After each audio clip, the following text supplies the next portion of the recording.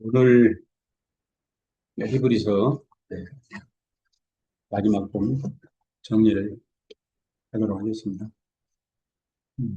뇌가 남았는데 압축해서 쪽으로 살펴보도록 하겠습니다. 음,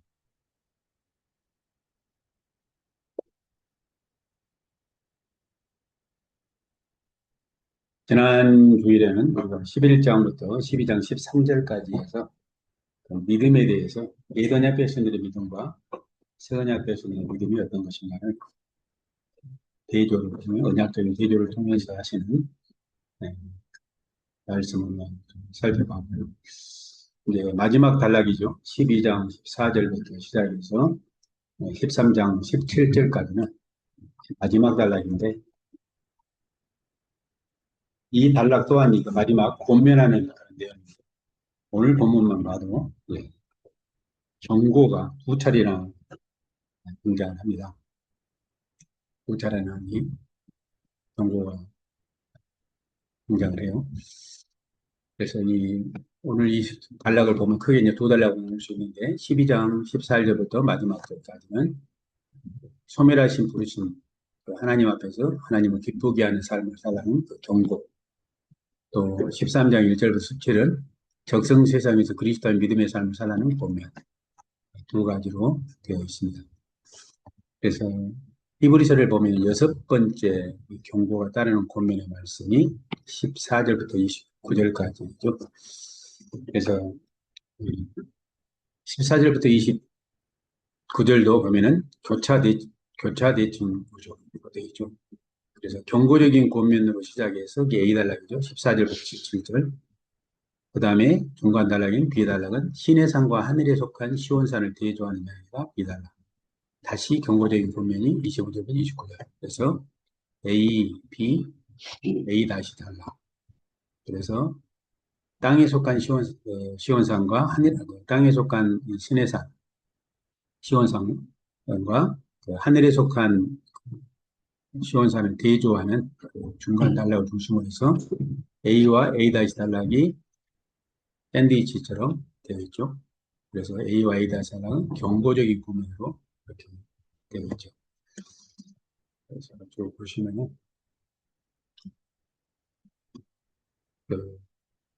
먼저 이제 A 단락을 보시면 히브리서 수지자 공동체를 향해 경고적으로 고면을 하죠. 고면한 내용은 모든 사람과 더불어 화평함과 거룩함을 따르라. 화평함과 거룩함을 따르라. 여기서 모든 사람은 결국은 히브리서를 받고 있는 교회 공동체를 가리키겠죠. 저자는 이 교회 공동체가 서로 화평하고 또 거룩함을 따를 것을 추구를 하죠. 그래서 이런 고면을 하는 것을 볼 때 지금 교회 공동체가 어떻습니까? 지금 좀 화평의 관계가 조금 좀 무너져 있는, 그래서 교회 안에 좀그 내적인 갈등이 지금 있는 상황임을 우리가 좀 이렇게 짐작할 수가 있죠. 지금 교회는 바로 유대교, 유대교가 구약과 유대교로 돌아오도록 회유하고 핍박하는 것 때문에 지금 여기서 갈등을 겪는 겁니다. 일부는 거기에 좀 긍정적인 반응을 하고 그렇지 않는, 그러면서 교회 안에 여러 가지 내적인 갈등이 좀 생겼던 것을 미루어 짐작할 수가 있는 것이죠. 그래서 저자는 이런 상황이 있는 교회를 향해 모든 사람과 더불어 화평함을 따르라, 이렇게 그런 의미로 이제 화평합니다. 그러니까 여기서 화평함을 이야기할 때도 일반적으로 화평함보다도 히브리서를 받는, 성경을 받는 1차 독자의 그 환경과 정황에서 이제 의미를 좀 이렇게 유추하고 추적해 보는 것이 필요하죠. 두 번째가 바로 거룩함을 따르라. 네? 이 거룩함이라는, 네. 거룩함이라는 것이 이제 holy, 이것이 이제 우리가 이제 어떤 윤리 도덕적인 의미로 많이 생각을 할 수가 있는데, 1차적인 의미, 윤리 도덕적인 의미보다도 구별이잖아요, 구별. 거룩이라는 구별이거든요. 네, 구별이다. 그러니까 주일이 거룩한 날인 이유는 나머지 6일과 구별된 날이기 때문이고, 네. 10분의 1이 거룩한 이유는 구별된 예물이기 때문에 거룩한 거죠. 우리 성도들이 거룩한 이유는 세상에서 우리를 불러내서 구별해 있기 때문에 예, 그런 의미로 일차적인 의미는 구별, 예, 분리, 구별했다. 예, 그런 것이 예, 본질적인 의미죠. 여기서 이제 파생되는 것이 이제 그 구별된 자답게 살아감을 통해 윤리적, 도덕적으로 정결하고 깨끗한 그 상태를 유지하는 것. 이 두 가지 의미는 거룩함이 다 담고 있겠죠. 그래서 우리 그리스도인들을 성도라고 부르잖아요. 성도라. 그러니까 예수 그리스도 구속을 통해 하나님의 백성으로 구별되었다는 뜻이. 예. 그래서 우리는 구별된 삶을 그런 구별된 자답게 구별된 삶을 살아가야 한다. 그래서 여기서 이제 저자가 이 수신자 공동체를 향해서 고면하는 이 거룩함이라는 것은 예수 그리스도의 구별된 백성답게 살아가는 삶이다. 이거죠. 그러니까 히브리서 문맥에서는 어떤 게 있어요? 구약과 유대교로 돌아가지 말고 그 예수 그리스도를 믿는 신앙 그 안에 머무는 것. 그래서 유대교와 구별된 믿음을 지속하는 것. 이게 거룩한 삶이 되겠죠. 윤리적으로 도덕적으로 깨끗하고 정결하고 그렇게 살아가는 거 당연하겠지만 그 본질적인 의미는 유대교와 타협하지 말라. 그래서 구약과 유대교가 다시 돌아가지 말라. 예수 그리스도를 믿는 그 신앙 안에 머무라. 그런 의미는 이제 거룩하면 되겠죠. 또 여기서 따르다란 말 단어가 명령법인데 현재 시제로 되어 있어요. 이제 늘 제가 말씀을 드렸지만 히브리어에서 대표적으로 시제가 아우리스토와 현재 시제가 있어요. 아우리스토는 이제 부정과거라 그렇게 하는데 헬라어에서 이 시제는 시간 개념보다도 동작의 성격을 표현해 주거든요. 동작의 성격. 그래서 이 부정과거 시제는 그 단회적인 사건이라 하면 좀 너무 좀 획일적인 표현이고요. 이제 점이라고 말하죠. 점. 그럼 현재 시제는 어때요? 지속되고 반복되는 행동. 그러니까 이것은 화살표로 말할 수 있겠죠. 어떤 시점에 시작된 그 행동이 계속해서 진행되는 거죠. 이게 현재 시제를 통해 표현하는 것이고요. 영상으로 표현하자면은 부정과거 같은 거는 스냅사진이에요. 스냅사진. 어떤 사건이 딱 한 번 딱 발생하는 거. 그걸 표현할 때 부정과거 시제를 표현하거든요. 현재는 어때요? 진행되는 거. 그러니까 여기는 스냅사진이 아니라 여기는 뭐겠어요? 동영상이죠. 동영상. 영상처럼 쭉 진행되는. 이게 현재 시제죠. 여기서 이제 현재 시제로 표현했다는 것은 이게 뭡니까? 지속해라. 계속해 지속적으로 따르라. 그런 이야기죠. 그러니까 이 운동 경기, 우리가 지난주에 살펴봤지만 마라톤 경기를 하는 그 운동 경기를 하는 선수를 반영하는 것이죠. 일단 스타트 출발점을 출발했으면은 그 끝나는 지점까지 어때요? 계속해서 지속해 나가야 돼요. 중간에 낙오하면 어때요? 낙오하면 끝나는 것이죠. 그러면서 줄을 보지 못할 것이라고 이렇게 경고를 합니다. 그러니까 왜 교회가 이처럼 화평함과 거룩함을 따라야 하는가? 그 이유를 이것이 없으면 아무도 줄을 보지 못하기 때문이다. 이렇게 이야기합니다.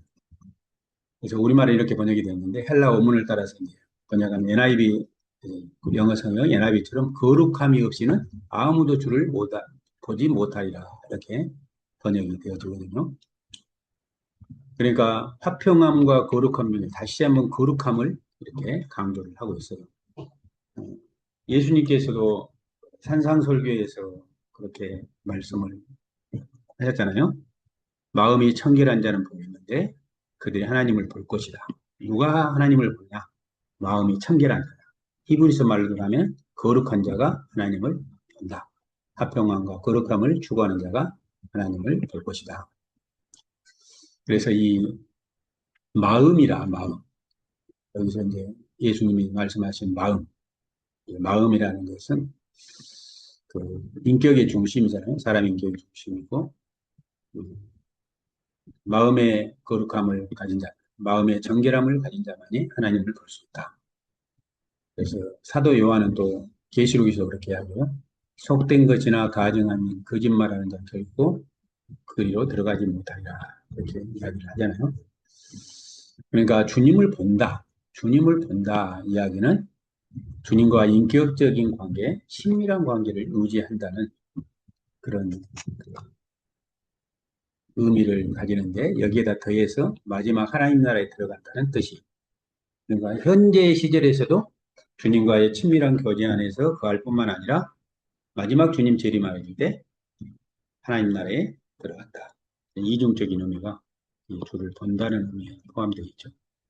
그래서 많은 경우 성도들의 삶을 보면은 어떻습니까? 주님 재림하고 나면은 그때 이제 하나님과의 어떤 일들이 일어날 것을 생각을 하고 현재 삶에서는 많이 그렇게 생각을 하지 못하는 그런 경향들이 있는데 그렇지 않다는 것이죠. 현재 삶 안에서도 인격적인 주님과 늘 교통하며 친밀한 교제 안에 거하는 사람이 마지막 날에도 주님 나라에 들어가서 그런 하나님과의 친밀한 교제를 이렇게 누릴 수가 있는 것이죠. 그래서 예수 그리스도를 믿는 그 신앙을 포기하고 다시 구약과 유대교로 들어가는 것이 그 낙오하는 것이죠. 그런 자들은 주를 보지 못할 것이라는 것이죠. 이런 고민이 되어 있습니다. 자, 그렇다면 교회는 어떻게 화평함과 거룩함을 따를 수 있는가? 그러면서 구체적인 것들을 이제 고민을 해요. 그것은 교회가 서로 돌아봄으로써 가능하다. 서로 돌아봄으로써. 그래서 저자는 이 교회가 어떤 것을 돌아봐야 하는 세 가지로 표현을 해요. 여기 보면은 첫 번째는 하나님의 은혜에 이르지 못할 자가 없도록 서로 살펴야 한다. 두 번째는 쓴뿌리가 나서 괴롭게 하여 많은 사람이 이런 말만 더럽게 되지 않도록 살펴야 한다. 세 번째는 음행하는 자와 꼭 한 그릇 음식을 장자의 명분을 팔았던 에서와 같이 망령자가 없도록 서로 살펴야 한다. 세 가지로 구체적으로 이야기를 하죠. 교회 안에 평안과 거룩함을 이루어갈 그 근거로 세 가지를 제시하는데 예, 하나님 은혜에 이르지 못할 자가 없도록 돌순뿌리가 나서 괴롭게 하여 많은 사람을 더럽게 하는 일이 없도록 음행하는 자와 또 한 그릇 음식을 장자의 명분을 파는 예수와 같이 음행하는 자와 망령된 자가 없도록 서로 살펴야 한다. 이 세 가지가 모두 배교와 관련된 문제들이죠. 히브리서 문맥 안에서 이런 의미들도 이제 결국 히브리서 문맥 안에서 우리가 살펴봐야 되겠죠. 그래서 하나님의 은혜에 이르지 못한다는 표현은 주를 보지 못한다는 표현과 같죠. 그리고 여기서 쓴뿌리, 쓴뿌리가 난다는 것은 신명기 29장 18절을 반영을 하는데 마음이 하나님을 떠나 이방신을 섬기는 자들을 가리킬 때 쓴뿌리 이야기합니다. 그러니까 뭡니까? 여호와 하나님 대신에 이방의 우상들을 섬기는 그런 것이 쓴뿌리로 그런 사람이 생겨나는 걸 쓴뿌리로 이렇게 묘사를 한단 말이에요. 신명기가. 그런 신명기 문맥에서 이 쓴뿌리는 배교를 말하죠. 배교. 그러니까 그런 의미로 더러움 이것 또한 배교자로 인해서 교육을 부정하게 되는 거예요. 한 사람이 배교하면 그 영향이 교회 공동체 전체에 미치게 되는 것이고 그래서 이런 것들을 경계하도록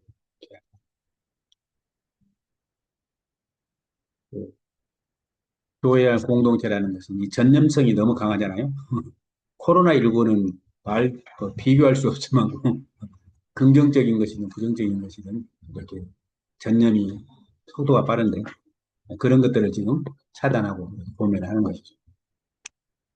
그래서 저자는 이제 배교의 모델을 여기서 에서를 제시하는데 에서는 두 명의 이방 여인을 아내로 취하였던 음행한 자였고 또 망령된 자였죠.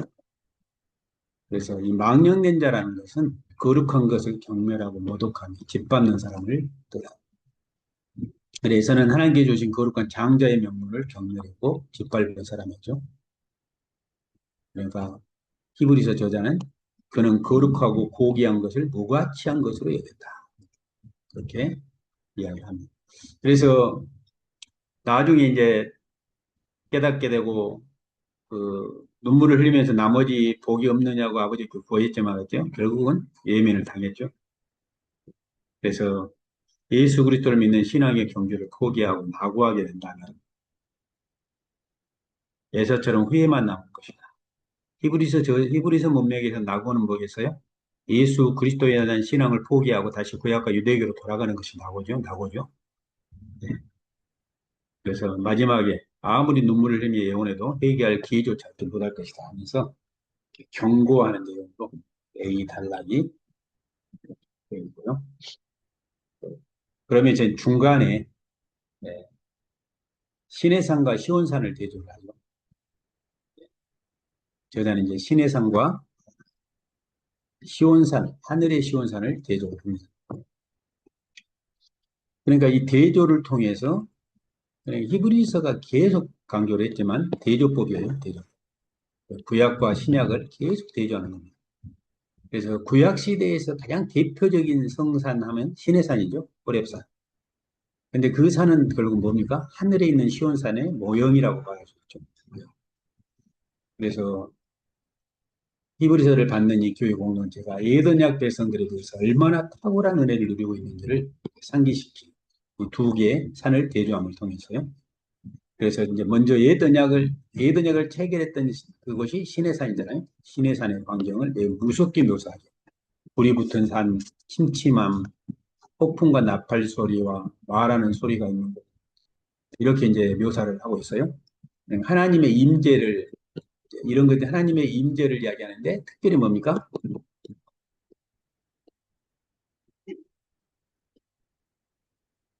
구약의 여호와 하나님께서 시내산에 임재하실 때 나타났던 현상들이죠. 임재 현상들. 그때 이스라엘 백성들이 시내산에 임재하신 주 하나님의 그 영광을 봤을 때 백성들이 시내산 기실을 위해서 두려워 떨었잖아요. 그러니까 어때요? 직접 하나님 우리에게 말씀하지 말고 모세 네가 가가지고 하나님께 듣고 그 들은 바를 우리에게 알려달라고 그렇게 요구를 하죠. 그러면 중보 제도가 그렇게 이루어지는 것인데, 그래서 구약 백성, 이스라엘 백성들에게는 여호와께서 불의 영상, 구름으로 또 흑암과 폭풍으로 임재하셨죠. 그래서 여호와 하나님과 이스라엘 사이에는 많은 간격이 있었어요. 그 하나님의 임재 앞에 누구도 나갈 수 없죠.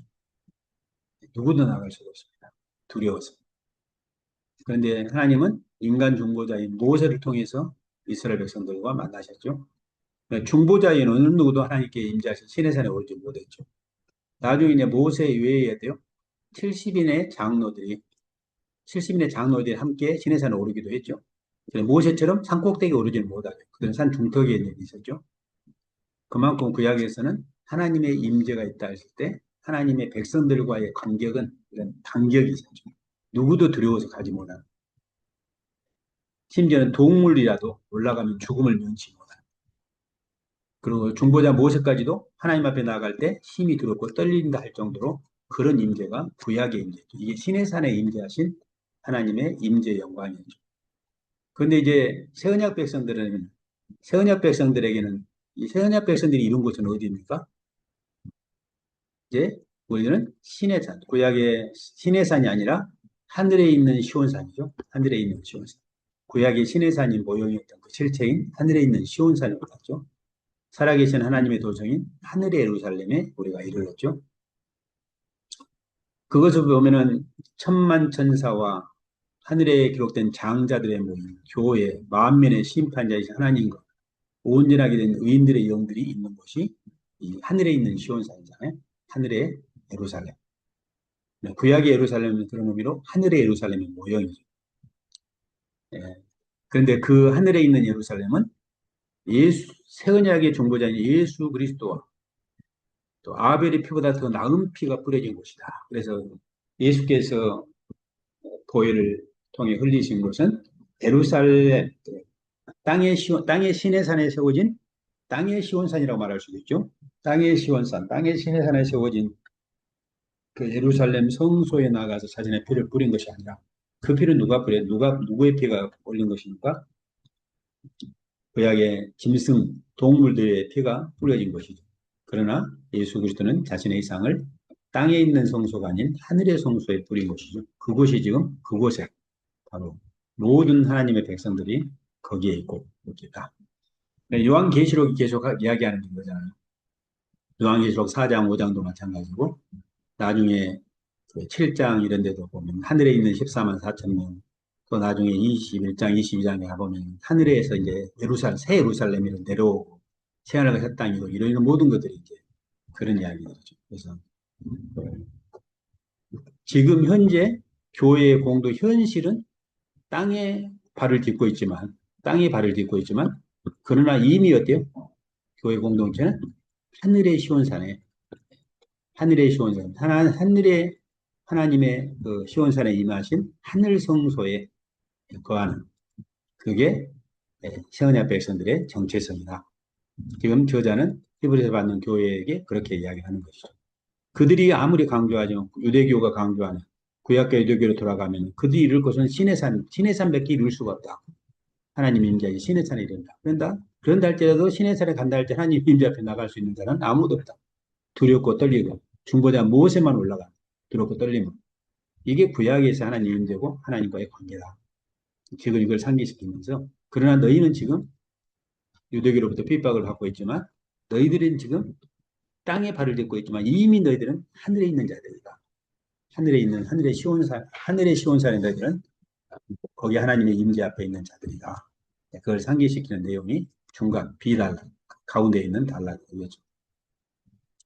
그리고 나서 25절부터 29절에서 다시 이제 경고를 다시 이렇게 하고 있죠. 그래서 무섭고도 두려운 시내 산에서 하나님을 대면했던 옛 백성과는 달리 이미 하늘의 예루살렘에 이른 새 언약 백성들이 이 수신자 공동체를 향해 저자는 이제 경고를 합니다. 다시 너희는 삼가 말씀하신 일을 거역하지 말라, 이렇게 이야기합니다.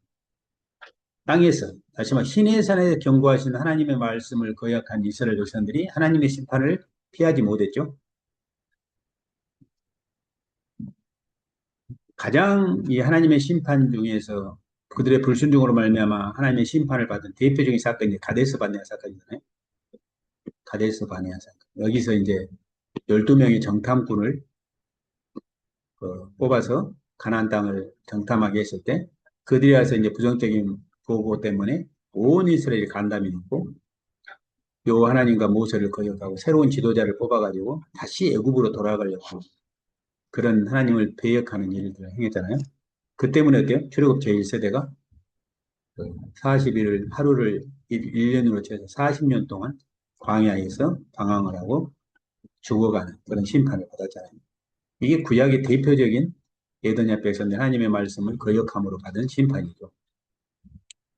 그렇다면 그들은 신의 산에서 말씀하신 하나님의 말씀을 거역했을 때 그런 일을 당했단 말입니다. 그런데 신약의 교회가 지금 듣고 있는 말씀은 뭡니까? 땅에 있는 신의 산이 아니라 하늘에 있는 시온산에서 말씀하시는 그 하나님의 음성이죠. 근데 그 하나님을 거역한다면 신약 백성을 향한 하나님의 심판은 상상을 초월할 것이다. 그렇게 이야기를 하고 있죠. 경고 권면마다 계속 반복되는 게 그거죠. 네. 그래서 우리 새 백성들이 얻고 누리는 나라는 진동하지 않는 견고한 나라다. 이런 진동하지 않는 나라, 견고한 나라, 이것들도 우리는 구약과 신약을 대조를 해야 합니다. 언약적인 대조를 해야 합니다. 그래서 땅에 속한 나라는 진동함을 통해 무너진다. 그런데 하나님께서 새로운 나라를 세우실 것인데 그 나라는 결코 흔들리지 않는 견고한 나라다. 그러니까 진동함으로 무너지는 나라는 구약의 나라. 그러나 예수 그리스도를 통해 도래한 하나님의 나라는 결코 무너지지 않는, 흔들리지 않는 견고한 나라라는 사실을 이렇게 이야기합니다. 이게 우리 선약 백성들이 누리는 기업이죠. 그런데도 이제 수신자들은 이 은혜를 모르고 다시 율법에게, 다시 모세에게, 다시 신의 산으로 되돌아 가려고 하고 있다. 그 교회는, 수신자 교회가 이 그리스도의 완벽한 최종적이고 단일적인 제사 대신 무능한 아론 체계 아래서의 성막과 성전의 제사 제도로 돌아갈 위험에 지금 처해져 있는 것이죠. 다시 구약과 유대로 돌아가요. 그래서 하나님의 은혜의 복음을 버리고 쓸모없는 율법주의를 붙잡을 위험에 지금 처해 있는 교회로서, 그래서 저자는 복음의 은총이 얼마나 큰가를 지금 그들에게 보여주고자 이렇게 하고 있죠. 그래서 지금 우리 신약의 교회가 누리고 있는 나라는 구약처럼 진동하는 나라가, 흔들리면 무너지는 나라가 아니라 진동하지 않는 견고한 나라다. 다시 구약으로 돌아간다는 것은 진노하지 않는 견고한 나라를 버리고 다시 무너질 나라로 회귀하는 어리석은 짓이다. 그러니까 너희가 얻은 나라는 영원히 진동하지 않는 견고한 나라다. 이렇게 지금 고면을 하고 있는 것이죠. 따라서 이 나라를 하나님의 은혜로 받았으니까 경건함과 두려움으로 하나님을 기쁘게 섬겨야 한다. 이렇게 말합니다.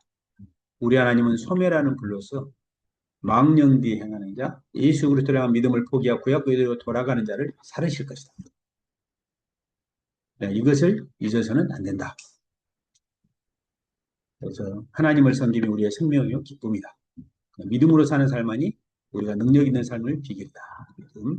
이렇게 이야기를 합니다. 그러면서 어떤 상황에서도 비록 핍박의 상황이 있다 할지라도 하나님을 향한 믿음을 저버려서는 안 된다.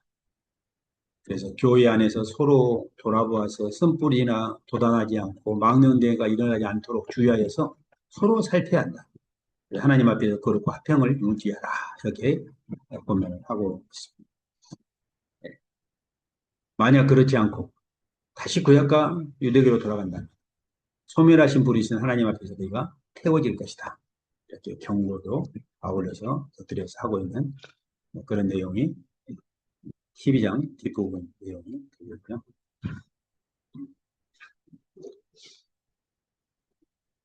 13장으로 넘어오면은 지금 여기 12장, 12장은 당시 신구약에 대한 이름의 정체성을 얘기했다는 지금 이해는 근데 수속하려 이거 예전에는 삼고가 되면서 그렇죠. 이게 빠지면 안 되겠다. 예. 그래서 이 권면이 그래서 권면이 따르잖아요.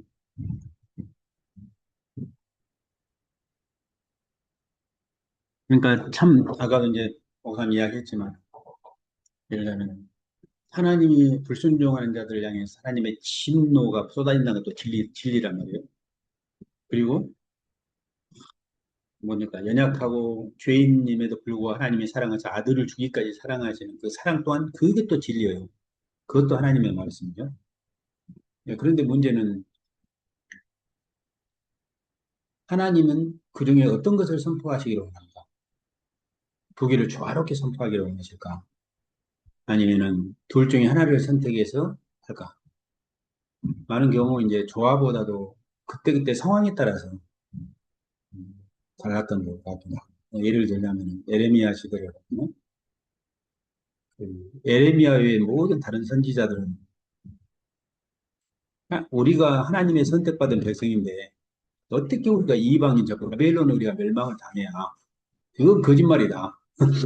봐라 우리에게는 성전이 있고 우리는 하나님 앞에 선택받은 언약 백성 하나님의 성민인데 어떻게 우리가 이방인들에게 멸망을 당해야 하나님 우리에게 이미 약속하시고 너희 날이 영구할 것이라고 말씀하셨고 그렇게 이야기를 한단 말이에요. 그러니까 그들도 그 당시까지 성경을 인용하면서 이렇게 막 전했을 거란 말이에요. 그 에레미야 외의 선지자들. 그런데 에레미야는 아니다. 그래서 그래. 이것이 여호와의 성지다. 이것이 여호와의 성지다 하는 말을 거짓말을 믿지 말라. 막 그렇게 이야기를 하잖아요. 그 말이 거짓말이다. 지금은 바벨론에 항복하고 끌려가는 것이 하나님의 뜻이다. 하나님의 진도를 주는 것이다. 그렇게 이야기를 하잖아요. 그러니까 입장에서 생각하면 에레미야 선지자 이야기가 오히려 어떻게 보면은 당시에는 비성경적인 것 같고 그거 좀 상당히 문제가 있는 것 같고 그렇게 여겨지잖아요. 근데 그리고 예레미야 선지자의 나머지 선지자들은 상당히 성경적이죠. 그게 선택받은 백성이 어떻게 이방인에게 이렇게 멸망을 당해? 그것만 아닌 거야. 우리는 하나님 우리 선택하셨다는 그것도 우리에게 가장 중요한 성전이 있지 않느냐. 지금 성전 안에서 지금도 어마어마한 이 피제사가 하나님 앞에 드려지고 있고 이런 일이 이루어지는데 어떻게 우리가 멸망을 당하냐. 저 예레미야가 죽일 놈이지. 어떻게 우리가 거짓 선지자야. 이렇게 이야기를 한단 말이에요. 그러니까 이런 면에서 결국은 저는 이제 문제는 뭐냐. 하나님이 그 시대에 그 교회에 그 주일에 어떤 말씀을 전하기를 원하는가. 이거 중요하다는 생각이 들거든요. 그러니까 담임 목사님이 자기 마음대로 그냥 자기 취향에 따라서 본문을 선택하고 주제를 선택하고 선포하는 게 아니라 이번 주일에는 하나님이 우리 교회에 어떤 말씀을 전하기를 원하실까? 하나님과 늘 친밀함 안에서 그분을 추구하고 그런 가운데서 하나님이 주시는 그 말씀을 붙들고 그걸 선포를 해야만이 그게 하나님의 말씀이지 않습니까? 그런데 그 똑같은 말씀을 다른 교회에서 하면 거짓말이 될 수 있는 거, 이게. 저는 그렇게 생각이 들어요. 성경적으로는 맞는데, 성경적으로는 맞는데, 그 교회에는 지금 하나님이 이러면 A부터 Z가 있단 말이에요. A라는 메시지를 전하기를 원한 거예요. A라는 교회는. 그런데 Z라는 교회가 A라는 교회에서 벤처마킹에 그걸 가져다가 자기 교회 선포한. 이것은 아니라고 생각해요. 아니라고 생각해요. 그래서 저는 그래서 목회자들이 정말 깨어 있어서 늘 하나님과 친밀함 안에 거하면서 늘 하나님의 음성을 듣고 그 안에서 하나님이 전하기를 원하는 내용 메시지가 뭘까 늘 이렇게 살펴가는 것이 참 중요하다 저는 그런 생각을 해요. 그러니까 성경적으로는 옳지만 그러면 그 주일에 그 교회에 하나님이 정말 전하기를 원하는 말씀인가? 그것은 그것과는 좀 문제가 다르죠. 문제가 다르다. 그런 면에서 음, 그렇게 해야 된다 생각 들더라고요. 그러니까 저는 그래서 친밀함이 답이고 하나님의 임재가 되는 답이다 생각을 해요. 그러니까 우리 교회에 정말 하나님이 임재하시는 것. 교회당이 아니라 예배당 건물이 아니라 정말 성도들 공동체 안에 하나님이 임재하신가. 성도 각자의 삶이 하나님의 임재 앞에 그들이 살아가는가. 특히 교회를 이끌어가는 영적인 지도자인 목회자에게 하나님의 임재가 있고 하나님과 친밀함이 있는가. 이렇게 이것이 저는 가장 중요하다 생각해요. 그러면은 그 교회는 건강하고 외적으로 교회 숫자가 많고 적고는 둘째 문제고 정말 하나님의 뜻을 이룰 수 있죠. 그런 면에서 그게 참 중요하다고 생각합니다. 아까도 임재 이야기했지만 구약의 신의 산에 임재하신 하나님의 임재는 어떻습니까? 두려워요. 두려워. 또 심지어 중보자 무엇에도 두려워 떨어졌잖아요. 그런데 신약 백성들은 어떻습니까? 그 신의 산에 계시던 그분이 그 구약에 보면은 지성소로 이사 오셨잖아요. 성막을 만든 뒤로. 성전이 하나님의 임재잖아요. 그런데 휘장으로 가리고 곁을 주지 않았다면 곁을 주지 않았어요. 그런데 이제 신약 시대는 어때요? 그 휘장도 제거될 뿐만 아니라 땅에 있는 성전 자체가 제거됐잖아요. 대신에 예수 그리스도가 성전이시고 우리에게 성령을 부으심으로 우리 그리스도인 자체를 성전 삼으셨고 그리스도인들이 모이는 공동체가 성전. 이제는 우리의 마음, 심령을 지성소 삼으셔서 하나님께서 우리의 성삼이 하나님 우리의 임재하기. 지금 우리처럼 하나님의 친밀함이 하나님이 가까이 임재하시는 것이 없잖아요. 우리는 두렵고 떨리지 않잖아요. 그분이 우리의 내주하신 주님과 함께하는 그런 삶입니다. 그렇게까지 가까이 오셨는데 세미한 음성에도 귀를 기울이시고 응답하시는 그런 시대를 살았는데 그런데 우리는 너무 이 찜자지 하나님을 못 보고 늘 왜 밖에 있는 하나님을 막 보려고 막 그런 것 같다는 생각이 들고 예를 들자면 옛날에 그 이조 시대 같은 데는 왕이 저기 편전에 딱 보좌에 앉아 있으면은 왕이 못 들어오게 아무도 못 들어가잖아요. 그런 거 어때요? 신하들이 저기 어디입니까? 편전 앞 그 뜰에 앉아가지고 막 목이 터지라고 부르잖아요. 전하, 폐하, 통초가 있죠. 저렇게 막 하잖아요. 그런데 우리는 그렇게 할 필요가 없어. 그렇게 막 소락땡 치고 목이 터 피가 나오도록 막 부르짖지 않으면 하나님 응답하는 시대가 아니랍니다. 우리 안에 내주하에 계시는 그분. 우리의 신음소리도 알고 계시고 늘 우리가 그 안에 함께 계시는 그분이신데 그렇게 그래서 친밀하면 안 저는 되죠. 지금 히브리서 보면서 예. 분명히 그래서 지금 우리 합중처와 고신만 지금 여자 목사가 없잖아요, 목사님. 예. 그래서 이제 저희 형님 같은 경우에는 저희 아내가 계속 목사 안수를 받으라고요. 예. 그래서 이 여자 목회자는 부분도 많이 좀 달라져야 될 것 같고요.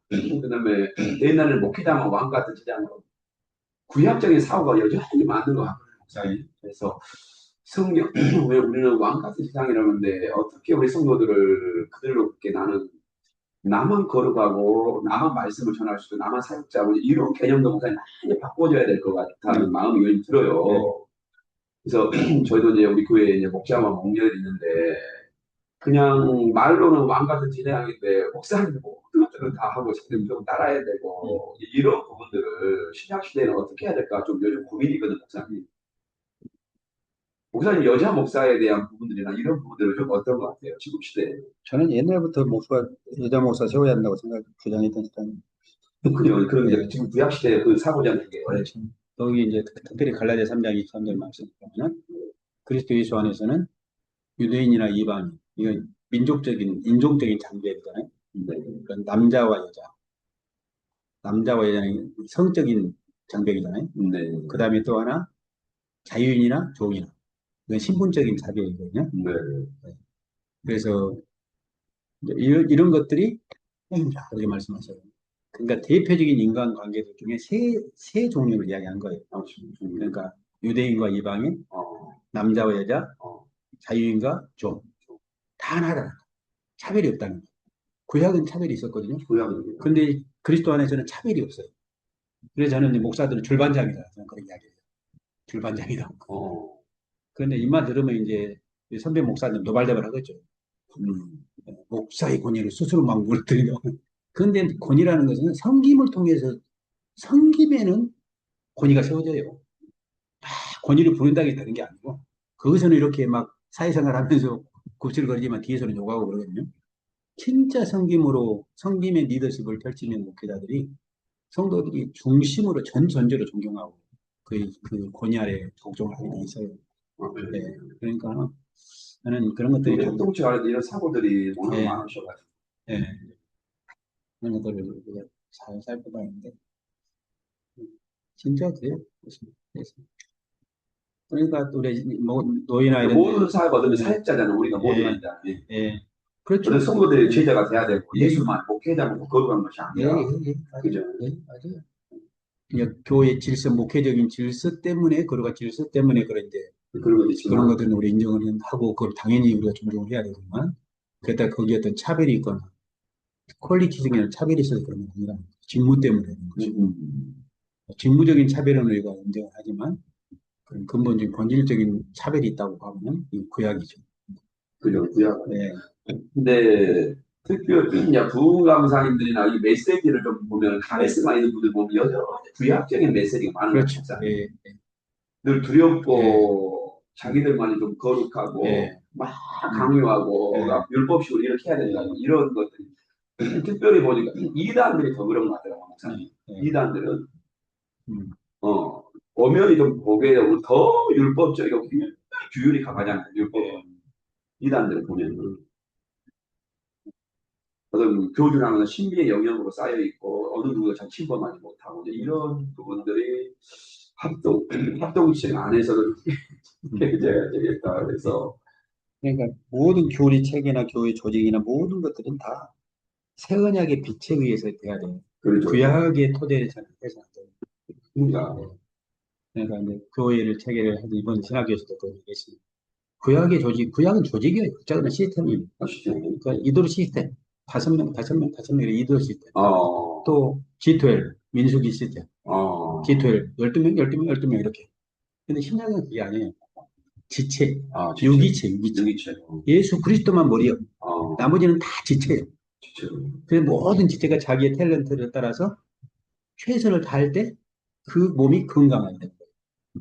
거기에 무슨 구약처럼 막 그런 그게 시스템이 있는 게 아니에요. 그게 그러니까 조직을 해야 할 필요성을 느끼면 교회를 쪼개야 된다. 저는 이야기. 아, 교회가 이제 좀 조직을 갖춰야 되겠다. 그러면 쪼개야 돼. 쪼개야 돼. 그래서 분열을 시켜야 돼. 거룩한 분열, 건강한 분열. 그러니까 새로운 사역자를 통해서 또 다른 교회를 개척을 해야 된다. 저는 그렇게 생각합니다. 몸이 안 되면 왜 몸으로서 유기체로 이렇게 지탱하기 힘들게 됐다. 어, 그러면은 예를 부목사나 누구를 통해 이렇게 쪼개서 분열을 이렇게 교회를 분리 개척을 하고 이런 것들을 좋아. 몇 명 해준 게 아니라 저는 딱 정반 딱 쪼개면 좋겠어. 딱 쪼개고 그래서 어, 예, 그러면 돼. 그런데 이게 모든 것이 하나님의 교회고 하나님의 사역이라면 가능한데 이게 이제 내 목회고 내 사역이라 생각 이기적인 욕심과 그게 있으면 이 탐심이 들어가 있는 모든 것이. 예. 그러니까 결국은 하나님 나라의 복음의 빛에 비추지 않으면 이런 것들을 볼 수가 없고요. 해달라질 수도 있는 거죠. 성경 메시지도 예, 여전히 좀 그렇게 갈 예, 수밖에 예, 없고, 그렇습니다. 우선은 어떻게 자체가 그러니까 그게 필요한 거예요. 지금 그래요. 음, 그래서 저는 우리 수요일 날에는 저희 아내가 요즘 거의 해요. 예, 근데 이제 훨씬 더 좀 편안하게 하고 또 여자들이 또 적용이 강한 여자들. 예, 근데 저희 아내도 이제 대학부하고 신대원을 했기 때문에 저희들도 같이 훈련을 좀 받고 이제 이런 것들이 있기 때문에 같이 또 많이 의도를 해요. 그래서 저는 이제 그런 부분들까지도 요즘 기도하고 있는 부분들이에요. 음, 정말 내가 좀 많이 힘들면 우리 아내가 주일 강단을 쓸 수도 있겠다. 요즘 그런 생각이 일어났었잖아요. 꼭 내가 꼭 해야 되는 게 아니라 어떤 상황이 되면 우리 아내가 할 수도 있겠다. 그런 부분들을 어찌 보면 평신도가 할 수도 있는 부분들이에요, 목사님. 그죠? 그렇죠. 예. 사모님이 그죠? 아니어도 예를 들면 장로님 중에서나 목사님 교회 시스템으로 한다면은 그 목자들 목자 중에서 한 사람 이렇게 선택해 할 할 수 수 있죠. 있는 거죠. 예를 들자면은 이번에 여행 갔다 그랬을 때 없을 때 그냥 목자 중에 한 사람을 시켜서 할 수 있고 아니면 목사님이 쫙 메시지를 만들어 가지고 가서 그거 여러 번 읽고 나서 그걸 이렇게 선포하라고 그렇게 할 수도 있는 것이고 그렇죠. 그렇잖아요. 충분히 가능하죠. 한동안 우리 사랑의 성교회가 이제 사모님이 예. 그래도 주일 오후하고 수요일인가 예. 하잖아요. 근데 그것 때문에 굉장히 또 외에서도 그러니까 그게 이제 구약의 틀에서 그렇게 하니까 이렇게 이야기할 수밖에 없는 것입니다. 왜 그런지 모르겠어요. 왜 그런지 모르는 게 아니라 저는 알죠. 어떤 그 이제 복음을 알죠. 휘장이 찢어지고 예, 감겨지는데 예, 하나님 나라 여전히 어떤 이제 구약의 예, 비단에서만 예, 우리가 이제 신약을 보니까 예, 이게 예, 참 힘든 부분들이 있는 예, 거죠. 예. 또 예. 이렇게 한번 합시다. 그 다음가 25가도 보면 그 중간에 보면 두 번째 달라 보시면 이제 저자는 교회를 향해 또 고면을 하는데 세 가지의 긍정적인 고면과 두 가지의 부정적인 고면을 합니다.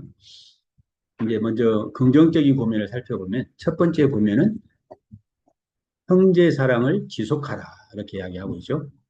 형제 사랑을 지속하라. 여기서 형제는 교회의 지체를 말하죠. 형제 사랑은 예수께서 원하시는 새 언약의 공동체의 모습이 형제 사랑이다. 새 언약의 계명 자체가 그러잖아요. 예, 요한의 공동체를 향해 형제 사랑을 말씀해서 이 규례가 새 계명이라고 요한복음에 보면 13장 34절 새 계명을 너희에게 주노니 서로 사랑하라. 내가 너희를 사랑같이 너희도 서로 사랑하라. 이렇게 이야기를 하고 있잖아요. 이게 새 계명입니다. 사랑. 서로 사랑하는 것이. 그것을 히브리서 보면자는 형제 사랑하기를 형제 사랑을 지속하라 이렇게 이야기하고 있죠. 그래서 교회 공동체가 실천해야 할 형제 사랑은 예수께서 자기 목숨을 십자가에 내어주신 사랑이 반영된 사랑입니다. 여기서 말하는 사랑은 일반 세상에서 말하는 뭐 이성 간의 러브스토리 그런 사랑이 아니잖아요. 자기를 사랑해서 아들까지도 아끼지 않으시면서 내어주신 그 아버지 하나님의 사랑. 그 사랑을 반영한 그것을 교회 안에서 투영하고 드러내고 적용하는 삶을 살아. 이게 교회 공동체의 형제사랑이죠. 그래서 형제사랑의 교리는 신약제자의 한결같이 강조하는 새언약의 윤리예요. 사도 바울도 형제를 사랑하여 서로 우애하고 존경하기를 서로 먼저 하라. 이렇게 고민하고 베드로 사도 또한 너희가 진리를 순종하고 너희 영혼을 깨끗하게 거짓 없이 형제를 사랑하기에 이르렀으니 마음으로 뜨겁게 서로 사랑하라. 이렇게 고민하죠. 첫 번째 고민이 뭐예요? 긍정적인 고민이 서로 사랑하라. 두 번째는 뭡니까? 손님 대접하기를 힘쓰라. 이렇게 말합니다. 오늘도 우리가 김일구 목사님 대접을 많이 받았는데 손님 대접하기를 힘쓰라. 교회 공동체 내에서 지체에 대한 사랑을 교회 밖으로 확장을 하죠. 첫 번째는 교회 내의 사랑이라면 손님, 교회에 이 손님은 그냥 이렇게 찾아오는 손님이 아니라 당시에 이제 배경을 좀 우리가 알아야 돼요. 성경시대에. 성경시대는 어땠습니까? 교회들이 이렇게 있잖아요. 군데 있으면 어때요? 예, 사도가 바로 교회들을 다 다니면서 이렇게 목양을 하고 하면 좋은데 그렇지 않고 어때요? 파송을 하죠. 사도가 파송을 해요. 그게 그 사람들이 순회 교사. 혹은 순회 선교사라고 말할 수 있죠. 그럼 그들이 사도의 뜻을 따라서요. 각 교회마다 방문하면서요. 그 교회를 고면하고 양육하고 설교하고 이렇게 하는 일들을 이렇게 해요. 그러니까 이 나그네는 그래서 성도는 교회 지체뿐만 예부에서 나그네를 사랑해야 하는데 1세기 교회는 예, 그래서 그들이 신앙의 교제를 하고 신앙교육을 담당했던 순회 교사들이 있었어요. 그래 이들을 어때요? 교회를 방문했을 때 그 방문한 교회로부터 그들이 의식주와 사역에 필요한 비용들을 제공받았어요. 제공받고 살았죠. 그리고 사역을 했었죠. 그래서 손님 대접을 감당해야 할 근거로 손님 대접에 대해 특히 천사, 부지 중에 천사들을 대접했던 자들을 제시하죠. 예, 구약시대 아브람과 롯이 그랬었잖아요. 그래서 아브람과 롯이 사람의 모습을 했던 그 천사들을 대접했던 인물들인데 그들은 사람을 대접한다 생각했기 때문에 실제는 천사들을 대접했었던 것으로 여겨지죠. 그러니까 그들이 이렇게 순회 선교사들을 거절하지 말고 그러니까 우리 요한 2서, 요한 3서를 요한 3서든가 2서 자꾸 헷갈리는데 거기 보면 데메드리온과 누군가가 있잖아요. 그 이게 뭐예요? 이런 사람들 어때요? 영접하지 마, 대접하지 말라는 막 그런 이야기들이 나오잖아요. 그러니까 또 거기 보면은 또 어때요? 이단들과는 뭐요? 인사도 하지 말라고 뭐 그런 이야기가 나오잖아요. 거기서 보면 그 순회 선교사들 때 이단 사상을 선포하는 그자들이 있었단 말이에요. 그들을 받아들이면 그들과 그런 것을 하지 말라 그런 이야기들이거든요. 예. 세 번째, 갇힌 자, 학대받는 자를 생각하라고 합니다. 이미 지금 이 히브리서를 받는 교회 지체들 중에서도요, 이 유대교의 이 해유에 안 넘어가고 박해받고 지금 고통당하는 자들이 있단 말이에요. 예. 그들을요, 돌아보라고 말하죠. 유대인의 해와 핍박에 있어서 맞서다가 고난당하고 학대를 받는 자들이 발생하고 있었어요. 그래서 이미 수신자 공동체는 이들을 돌아보고 있었어요. 혹은 비방과 환란으로서 세상에서 구경거리가 되고 혹은 이런 현지사들과 사귀는 자가 되었으니 너희가 갇힌 자를 동료 너희 소유를 빼앗기는 것도 기쁘게 당한 것을 더 낫고 영구한 것이 있는 10장 33절 34절에서 했던 이야기예요. 이 교회 공동체를 칭찬하면서 했던 이야기거든요. 그래서 이 교회 공동체는 유대인의 해유와 핍박에 맞서 믿음을 지키려 학대받는 자와 함께 해야 한다. 외면하면 안 된다. 이처럼 형제사랑, 나그네사랑, 고난받는 지체를 사랑하고 돌보는 행위를 통해 교회 공동체는 굳건하게 세워준다. 이게 바로 경건함과 두려움을 하나님을 기쁘게 섬기는 삶이다. 그렇게 이야기를 하고 긍정적인 세 가지의 고민이죠. 이것은 이제 부정적인 세 가지의 고민을 이야기합니다. 먼저는 성적인 정결을 고민하죠. 남녀노소를 불문하고 모든 사람은 하나님께서 제정하신 결혼을 귀하게 여겨야 한다. 당시 이제 영지주의 영향을 일부 금욕주의자들은 결혼을 소홀히 여겼죠. 영지주의적인 배경에서 지금 이야기하는 거예요. 영지주의자들은 특히 두 가지 특징으로 나타나요. 금욕주의로 나타나고요. 극단으로 또 어때요? 쾌락주의로 나타납니다.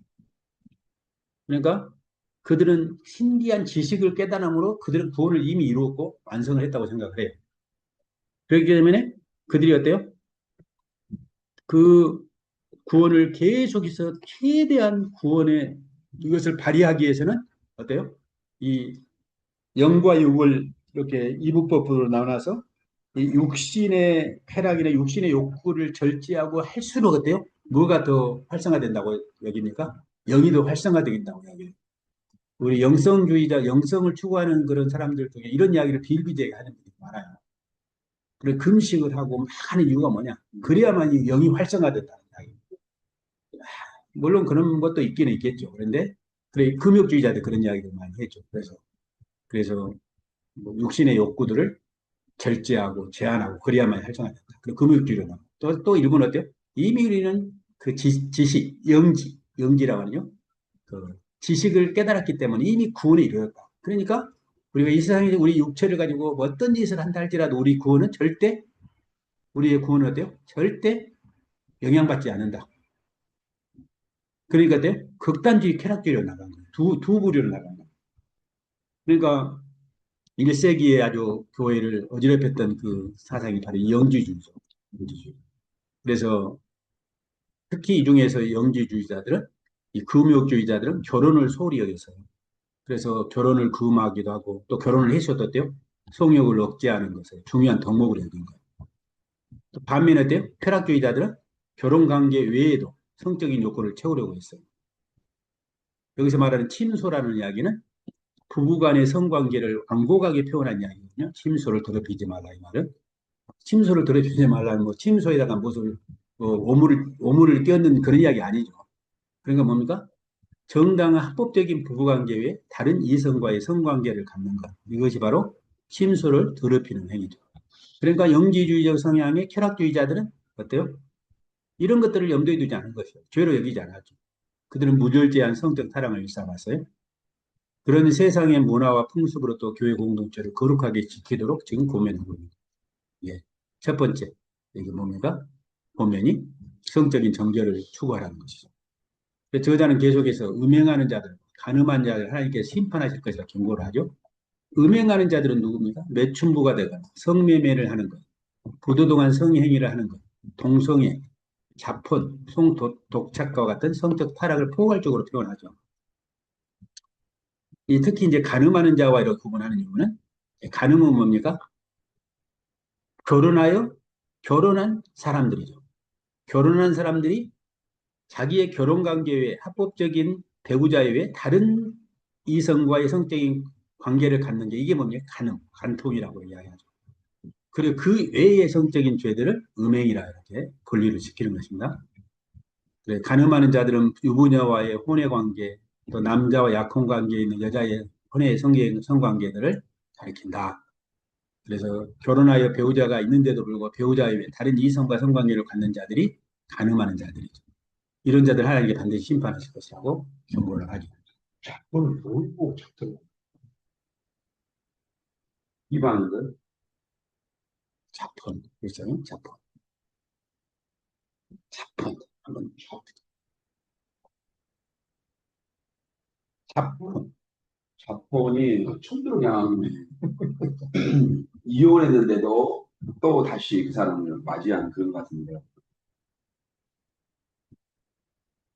이런 누구라는 것이 아니에요. 예. 중요치 않는 거지만 처음 들어보는. 다른 인종이나 민족 간의 혼인 혹은 동물의 특정 종류와 품종을 가리지 않고 교배. 사람과 동물의 예. 그런 그러니까 이제 수간도 포함된 그런 것들. 수간. 예. 이방인과의 혼인도 자본으로 해가. 그 다음에 또 다른 부정적인 고면은 돈을 사랑하는 사람이죠. 돈을 사랑하지 말라고 했죠. 헬라 원문에 이제 트로포스, 이것이 빠져 있어요. 습관, 생활 방식이라는 것이죠. 그래 뭐요? 돈을 사랑하는 것이 뭐요? 너의 습관이 되고 생활 방식이 되냐? 네 문화가 되지 않도록 하라. 이런 뜻이죠. 생활 방식이 돈을 사랑하지 않게 하라. 성도가 돈을 사랑하는 것이 생활 습관이 되지 않도록 있는 바를 족하고 자족한 삶을 살아야 한다. 범사에 자족하는 삶이죠. 그래서 성도가 자족한 삶이 생활 습관이 되어야 하는 근거로 구약 성경을 인용하는데 여호수아서 1장 5절 내가 결국 너희를 버리지 않으면 너희를 떠나지 아니하리라. 이 말씀 여호와께 주신 말씀, 여호수아에게 주신 말씀인데 핵심은 하나님 택하신 백성들은 어떤 형편에 처하든지 적으로부터 보호와 도움을 받는다는 것이다. 저자는 또 계속해서 시편 118편 6절을 인용해 나를 돕는 이시니 내가 무수하지 아니하겠다. 사람이 내게 어찌하리요.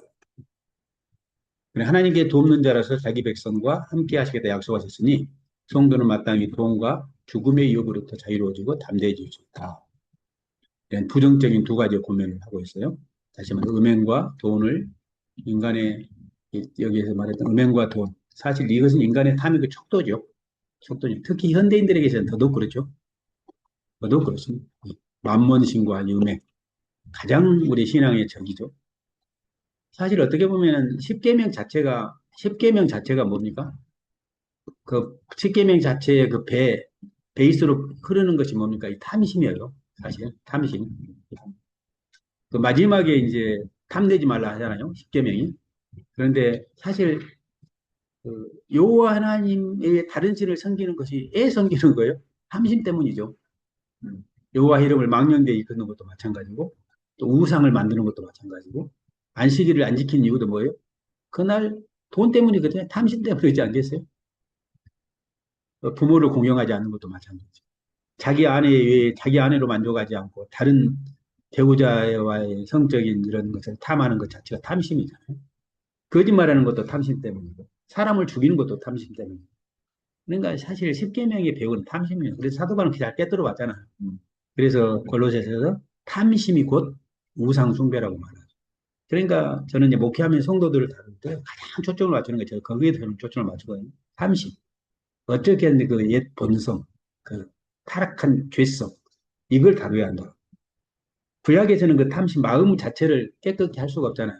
그러나 예수 그리스도의 복음과 성령의 그렇게 하심을 통해서는 가능하단 말이에요. 이게 신약에서는 그걸 잘 다루면 그 문제들이 해결하고 본인 자신들도 자유로움을 누릴 뿐만 아니라 승리하는 인생을 살아갈 수가 있지 않을까.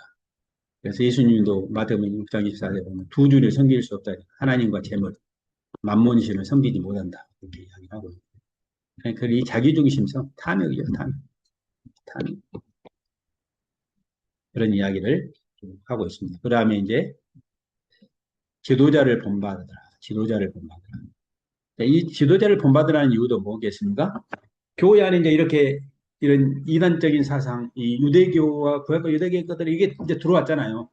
그러니까 거기에 물들고 거기에 이렇게 가스라이팅 된 일부 성도들은 어때요? 자기의 교회 지도자에게 돼요? 그들의 가르침에 순종하지 않겠죠. 이제 그런 일이에요. 그런 문제가 생긴 거예요, 교회 안에. 그래서 이제 어떻게 한 거예요? 그러지 말고 지도자를 본받으라. 이렇게 고민하는 내용이 이런 고민의 내용입니다. 11조도 꼭 율법 개념보다는 어떤 주인 신앙 고백 그런 부분을 많이 강조해야 돼요. 어떻게 해서. 뭐요? 11조에 대한 11조도 사실은 율법식으로 보다. 11조도 어떻게 생각하시는지는 모르겠지만 어. 그리스도 예수 안에 신약의 교회는 11조 제도는 폐해졌어요. 해졌어요. 예. 어. 구약 신약의 시대는 10분의 1을 드리는 시대가 아니고 어. 우리 10분의 10이 다 주님 거예요. 이제 신약의 교회. 그래서 10분의 1을 드렸다고 나는 10분의 1을 드렸다고 해서 교회에 필요성이 있고 그 교회 지체들 가운데 막 이런 필요가 있고 어려움에 처해 있는 성도를 보면서 나는 예민하고 무관심하면 그건 하나님 앞에 공동체 안에 죄를 짓는 거예요. 10분의 1을 드렸다 할지라도요. 10분의 2, 10분의 3이라도 내어놓는 이게 신약이에요. 구약은 10분의 1만 드리고 10분의 9가고 자기 마음대로 살아도 그 사람은 의인이에요. 근데 10분, 신약은 어때요? 10분의 1을 드렸다 할지라도 어때요? 하나님께 그 필요가 있는데 하나님 앞에 공동체의 필요가 있고 또 그 속한 지체들의 필요가 있는데도 불구하고 자기는 이렇게 자기만 이렇게 가지고 있고 그걸 풀지 않고 이렇게 섬기지 않고 내놓은 것은 그 하나님 앞에 공동체 그거라도 안 죄를 하면 최저선으로 죄를 11조라도 하라고 그렇죠, 우리 그렇죠, 하긴 한데 그렇죠. 그래서 최대 못하도록 10분의 1 정도는 해야 된다. 최소로. 그래도 좀 그런데 오늘 신약의 교회는 어때요? 가장 헌금 잘하는 사람이 10분의 1을 드리는 거예요. 맥시멈이 맥시멈 미니멈인데 맥시멈으로 최저선이 돼. 예, 맥시멈으로 풀고 있는 거예요. 예, 그게 잘못되고 있죠. 그래서 여기 보면 이제 본면하고 보면은 여기 그, 예, 몇 과입니까? 이제 26과로 넘어 13장 8절부터 17절에 보면은 쭉 그 앞에는 이제 반복했던 내용이고요. 세 번째 단락은 223쪽 세 번째 보면 예수 그리스도께 나아가라고 고면하죠. 예수는 어떤 분인가? 예수는 어제나 오늘나 영원토록 동일하시다. 이 본문도 이 구절만 딱 떼봐가지고 딱 어떤 존재론적으로 본체론적으로 동일하고 예수 그리스도는 어제나 오늘나 영원토록 똑같은 분이시다. 한결같은 분이시다. 이런 개념도 있지만 이렇게 말씀하시는 그 의미는 히브리서의 전체 문맥 안에서 어떤 의미일까? 이걸 봐야 되겠죠. 예수 그리스도의 당연히 불변성하죠. 이랬다 저랬다 하면 안 되죠. 당연히 그러죠. 그래서 또 하나님께서 옛날에 함께 하셨던 것처럼 영원히 함께 하실 것이다. 이것도 맞는 말이에요. 그러나 또 이것은 예수 그리스도의 속죄 사역이 단회적이며 동시에 영원하다는 것을 의미한다. 지금 뭘 지금 염두에 두고 히브리서 전체 문맥 안에서 이 의미가 뭔가? 예수 그리스도는 본체론적으로 정의하지 않고 단지 그분의 속죄 사역의 단회성과 영원성에 초점을 맞춰왔다. 계속 이야기하잖아요. 그리스도께서 얼마나 단번에 영원한 속죄 제사를 완성하시고 성취하셨는가. 이건 더 이상 반복되는 피 흘림이 필요가 없다. 그 이야기를 계속 이야기하잖아요. 그 이야기인 거예요. 그래서 예수께서 이루신 대속역사는 어제나 오늘이나 영원토록 영향을 미친다는 이야기입니다. 그러니까 이것을 이렇게 예수 그리스도 속죄사역의 단회성과 영원성을 다시 구약과 유대교의 대조에 설명해 나가죠. 그러면서 여러 가지 다른 교훈에 이끌지 말라. 여러 가지라는 교훈은 구약과 유대교를 반영하죠. 구약 시대는 어때요? 시대마다 여러 가지 제의적인 방법을 통해서 하나님 앞에 속죄 사역과 이런 것들을 이루어갔죠. 그런데 지금은 어때요? 오직 예수 그리스도 한 분, 예수 그리스도의 그분의 희생을 통해서 구약의 제도가 폐지되었고 이제는 하나님의 백성은 예수 그리스도 그분만을 의지해 사람이 나아가는 시대가 되었다. 이걸 지금까지 계속해 왔죠. 구약의 제의는 여러 가지가 있어요. 여러 제사장이 필요했죠. 우리의 중보자의 제사장은 오직 하나뿐인 예수 그리스도시다. 또 여기서 또 다른이라는 표현은 이단 사상을 표현하죠. 방금 말씀드렸을 때 아까 혼인을 귀여기고 침수를 더럽히지 말라 이런 것들이 뭘 염두에 두고 합니까? 그때 당시의 교회를 위협하고 있는 영지주의적인 이단 사상을 염두에 두고 했단 말이에요. 이런 다른이라는 표현이죠.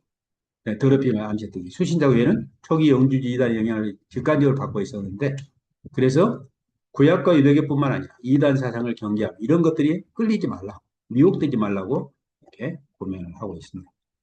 그러면서 오히려 교회는 마음을 굳건하게 해야 한다. 어떻게 새 백성이 마음을 굳세게 할 수 있는가? 은혜로 굳게 해야 한다.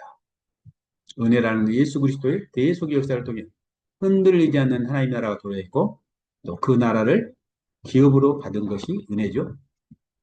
우리 영원한 대장 예수 그리스도를 통해 주어진 것이 은혜다. 수신자 공동체를 비롯한 새 언약의 백성은 마음을 예수 그리스도의 복음을 통해 다스리고 확정해야 한다. 탐심에 이끌리면 안 되고 탐심에 이끌리면 안 된다. 복음을 통해서 마음을 확정해야 한다. 구약과 유대교의 제의를 통해서 새 백성의 마음을 굳게 할 수 없죠. 이것은 안 됐죠. 마음을 깨끗게 하지 못했다고 말하잖아요. 개혁할 때까지 임시방편으로 남겨둔 것이다. 또 그러면 여기서 또 보면 음식이라는 것이 나오죠. 음식은 구약의 율법 중에 하나인 음식 가리는 법을 말하죠. 레위기 11장 젓가락장 10일이 젓가락이잖아요. 11은 젓가락장. 거기 보면 음식 가리는 법이잖아요. 정결한 음식, 부정한 음식. 정결한 음식인데도 스스로 죽었거나 뭐 이런 것들은 먹어서는 안 된다.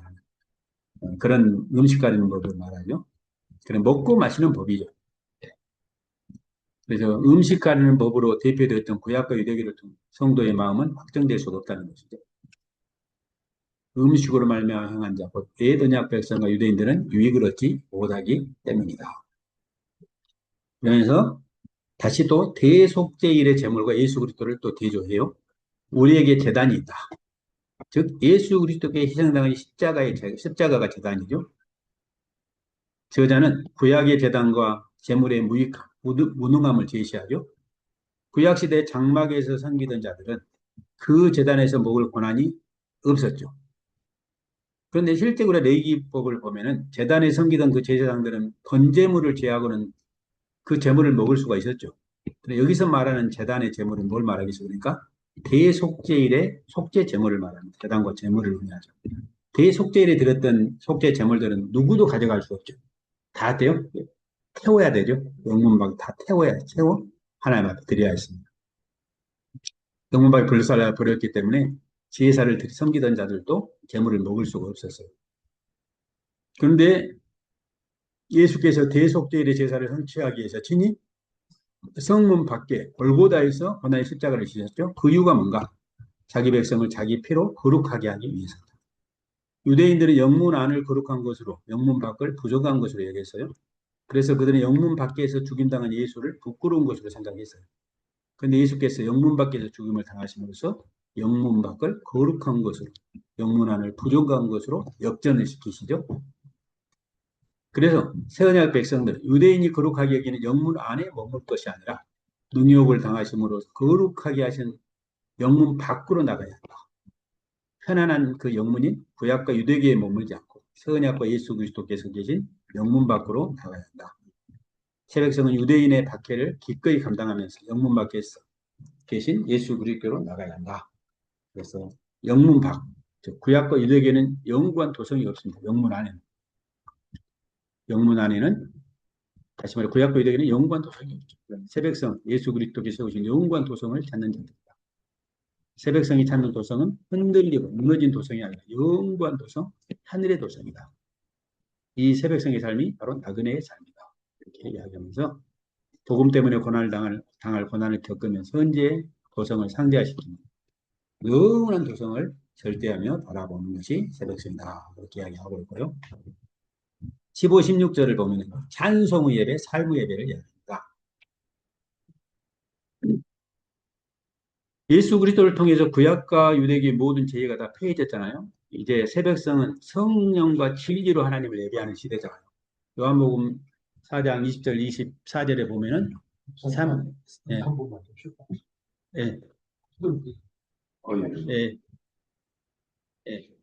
이런 거 칠까요? 그래서 네. 구약을 신약을 이렇게 연결해서 구약을 좀 설교할 때는 좀 어떻게 좀 많이 해야 돼요? 그래 그대로 하기보다는 예. 그래서 그래서 이렇게 해야 돼 우리도 이렇게 해야 된다 뭐 이게 아니잖아요. 예, 그렇죠. 그러니까 반드시 예. 그 예수 그리스도의 십자가 부활의 빛에 의해서 재해석을 해야 돼요. 구약을. 예, 그 의미가 어떻게 구약에서 신약 예수 그리스도를 통해 성취되고 폐하되고 완성되는가. 예, 이걸 이제 마지막으로 해석을 해야 돼요. 그래야만 이제 구약의 성경이 신약 백성인 우리들에게 기업으로 책으로. 다윗을 할 때도 마찬가지예요. 예, 예, 연구할 때도. 네, 예. 그러니까 제가 늘 이야기했던 게 그냥 아무리 모세를 연구해서 가르쳐서 모세의 제자로 만든다. 그건 그리스도인이 될 수가 없다. 그는 구약의 영성에 머물 수가 없다. 아무리 다윗을 잘 가르치고 한다 할때도 그는 다윗의 제자이지 예수님의 제자가 될 수가 없다. 결국 그러니까 그걸 다윗을 연구했으면 그것을 마지막에 예수 그리스도의 빛으로 해석을 해야 되는 거예요. 예수 피스로. 네. 그 해석이 이제 기독론적인 해석이라 하고 그걸 가리켜서 우리가 구속사적인 해석을 합니다. 그래서 이제 성경을 해석하는 3단계를 이야기하는데 첫 번째가 늘 제가 말씀을 드렸잖아요. 처음은 문법적인, 문학적인 해석을 해야 됩니다. 그러니까 제가 늘 이야기하잖아요. 이게 어떻게 짜여 있고 어떻게 구성되어 있고 이런 막 이야기하잖아요. 예. 이 표현은 어떤 표현이고 이런 것들을 쭉 이야기하잖아요. 그게 이제 문학적, 문법적인 해석. 두 번째는 이 1차 독자의 관점에서 그들에게 이 저자가 어떤 메시지를 전하는가. 두 번째, 이 역사적 해석. 세 번째 해석은 이제 2차 독자인 우리들에게 주는 의미가 뭔가. 이게 기독론적 구속사적 해석을 해야 합니다. 그러면 특별히 구약 성경으로 이렇게 구성을 해석할 때 신약 백성들에게 그 생명의 척으로 기업으로 다는 거죠.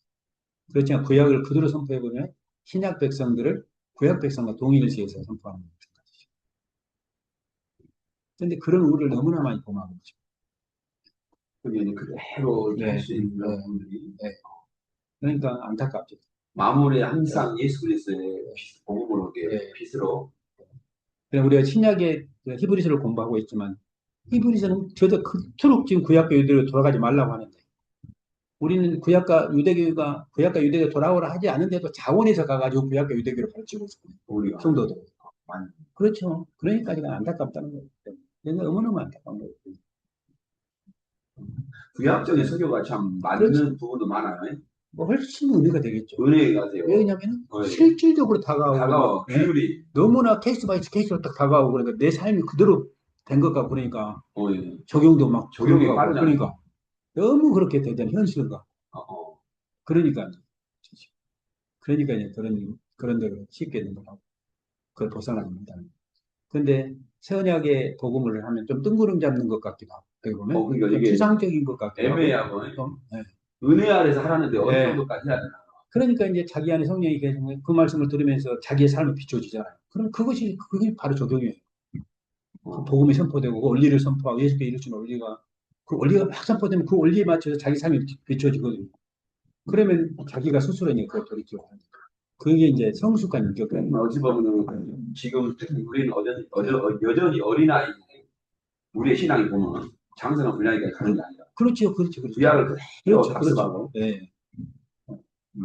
이게로 한국 교회가 어떻게 보면 성숙함이 없이 조금만 와도 고난이 네. 와도 넘어져 버리고. 그래서 제가 이야기하는 거예요. 율법을 선포하면 종의 영성을 갖는다. 그래 조금만 어려움이 생기고 고난이 오면 넘어가 버린다. 무너져 버린다. 그런데 복음을 선포해야지 성도들이 아들의 영성을 갖고 아들의 인격을 세운다. 더디지 마. 안 흔들리죠. 어디서도 막 흔들리지 않는 나라, 국가는 성도들도 흔들리긴 하지만 넘어지지 않죠. 계속 봅시다. 그리고 이제 성령과 진리로 이야기하잖아요. 그러니까 거기 보면은 구약의 그 사마리아 여인과의 대화에 보면 요한복음 4장 20절부터 24절인가 됩니다. 거기 보면은 이야기하다 우리는 당신들은 이 산에서 우리는 이 산에서 예배하는데 당신들은 예루살렘에 있다 해다 그렇게 이야기 나오잖아요. 이 산은 누구냐면 어디냐면은 북이스라엘 그 사마리아 사람들이 세운 그 그리심 산에 세운 사마리아 성전이에요. 구약 백성들 그 왕조 이후에 사마리아 사람들은 그 그리심 산에 세워진 사마리아 신전에서 하나님을 예배하는 삶을 살았죠. 그 반면에 정통 유대인들은 어디서 했습니까? 예루살렘 성전에서 예배를 드렸죠. 그런데 이 두 제사의 특징, 공통점은 뭡니까? 이건 피제사예요. 짐승의 피제사. 구약에 그런 건가? 그럼 뭡니까? 모세 율법의 제의를 따른 예배였어요. 이것은 사마리아 사람들도 마찬가지고 정통 유대인들도 마찬가지. 그런데 예수님은 뭐라고 말해요? 이제는 예배할 때는 이 산에서도 말고 예루살렘에서도 말고 예. 아버지께 예배할 때가 원하니 너희는 어떻게 하라 합니까? 성령과 진리로 예배할지니라 그렇게 이야기하잖아요. 그런데 이제 새 백성들의 예배는 성령 안에서 예배하는 것이고 엠푸니마티 또 NAN에 진리 안에서 예배는 성령으로 드리고 진리로 예배드린다. 신약의 교회가 드리는 예배. 더 이상 짐승의 피제사로 드리는 것이 아니라 이 진리는 뭘 말하겠어요? 두 가지 의미의 요한복음에서는 글자가 들어 진리죠. 거짓과 반대되는 의미의 진리. 또 하나는 뭐예요? 인격제이신 진리이신 예수 그리스도를 말하죠. 예수 그리스도의 그분의 인격과 그분의 사역을 토대로 그 예배에 임재하신 성령이 주도하는 그런 예배를 드리는 게 성령과 진리로 드리는 예배다. 이게 신약의 교회가 드리는 예배예요.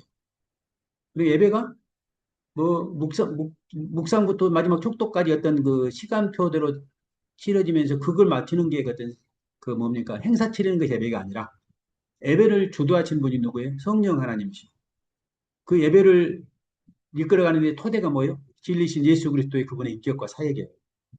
그 복음의 토대죠. 그 안에서 드리는 예배가 새언약 백성들의 예배죠. 그 대표적인 예배가 뭡니까? 찬양의 예배, 경배와 찬양. 경배와 찬양입니다. 나중에도 이제 말씀드릴 기회가 있겠지만 신약의 교회 예배는 경배와 찬양이에요. 우리가 아까 요한계시록 4장 5장을 보지만 그 하늘의 성전, 하늘의 그 성전에 드리는 예배는 어떤 예배였습니까? 짐승의 피제사 예배가 아니에요. 어떤 예배입니까? 하나님을 향한 하나님과 어린 양대 예수 그리스도를 향한 경배와 찬양이에요. 네 천사가 예배드리니까 24 장로들이 예배드리고 천군 천사가 예배드리고 막 그러잖아요. 그게 예요. 하늘의 예배예요. 하늘의 예배입니다. 그러니까 그 예배인데, 그러니까 예배 가장 중요한 예배는 뭐냐면 경배와 찬양. 그런데 우리는 거꾸로 잘못 생각하고 있어요. 예배를 뭘로 생각해요? 성경 듣는 거, 설교 듣는 거. 설교 듣는 걸 예배로 생각해요. 그러니까 너무 좋죠. 말씀을 조용히 하기에는 참 좋은 그런 태도인데. 그러니까 성도들이 어때요? 혹시 예배 늦을 때, 뭐 하기 전에만 오면 그래도 점수를 줘요. 목사님 설교만 시작되기 전에 오면 그래도 점수가 돼. 그런데 경배와 찬양의 한국교회 너무나 깍두기 역할이 너무나 평가절하되어 있잖아요. 중요한 순서 사이에 끼어있는 중요한 것은 기도, 설교, 헌금 이런 것들이 중요하고 중간에 하나하나 끼워놓은 게 찬송처럼 생각을 하잖아요. 경배와 찬양. 일부러 생각을 왜 이런 생각을 보다고 네. 그래서 구약에 보면 다윗의 장막 예배가 나오잖아요. 구약에 다윗의 장막 예배가 나오잖아요. 그 시대에 지금 어디서 기드온 산당에서 뭐예요? 성대한 피제사가 들어오고 있잖아요. 그곳에 성막이 있었잖아요. 그런데 그때 다윗이 왕이 오르자마자 제일 먼저 뭘 가져와요? 에베데돔의 집이었던가요? 거기서 그 언약궤를 가져다가 자기 임시로 채우는 장막에다가 그걸 안치하잖아요. 그리고 어때요? 제사장들을 24 반열로 나눠서 24시간 365일 동안 그 다윗의 장막 안에 임자에 계신 그 여호와 하나님을 향하여서 예배예요. 경배와 찬양. 이 성가대라고 우리가 이야기하는 성가대가 아니라 경배와 찬양하는 거예요. 그래 그 예배가 이게 요한계시록에서 하는 예배이고 또 나중에 그 사도행전 5장, 15장에 보면 최초의 공예가 열리잖아요. 최초의 공예. 그때 예배를 채택합니다. 신학교 예배를 채택해요. 그런데 그러면서요 다이스 장막 예배 그때 채택이 되죠. 사도행전 15장에 보면 그만큼 경배와 찬양이 중요해요. 저희는 그래서 이제 저와 제 아내가 이제 새벽에는 좀 예배를 지금 못하고 그런데 이제 저녁에 오후에 이제 6시부터 하거든요. 경배와 찬양 30분 정도 하거든요. 경배와 찬양은. 그 다음에 이제 성경 읽는 거 쭉 읽고 한 3, 40분 기도하고 1시간 반 정도 걸리는 것 같더라고요. 그 시간이 너무너무 좋아요. 특히 경배와 찬양 시간이 너무너무 좋아요. 너무너무. 모든 문제 거기에서 해결되죠. 하나님이 이루와 이런 뭐 기름 부음들이 거기에서 이루어지고 그런 예배, 경배와 찬양. 여기서도 보면 어때요? 여기도 이제 히브리서로 다시 돌아오면 성령과 진리로 드려지는 예배 중 최고의 예배는 찬송의 예배죠. 경배와 찬양 자체가 최고의 예배죠. 예배는 예수 그리스도 이름으로 찬양하는 예배로 입술의 열매다.